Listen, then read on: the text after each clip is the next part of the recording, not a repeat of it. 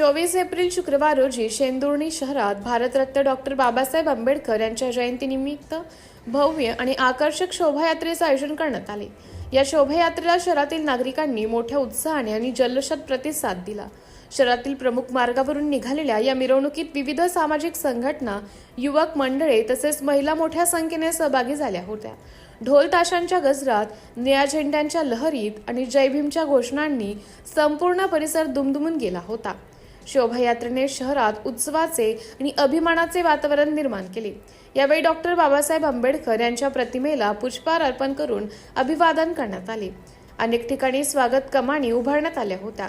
नागरिकांनी ठिकठिकाणी पिण्याच्या पाण्याची व अल्पहाराची व्यवस्था करून सहभागींचे स्वागत केले। कार्यक्रमादरम्यान सामाजिक एकोपा, समता आणि बंधुता यांचा संदेश देण्यात आला। या शोभायात्रेच्या यशस्वी आयोजनासाठी स्थानिक कार्यकर्ते, स्वयंसेवक व आयोजकांनी विशेष परिश्रम घेतले।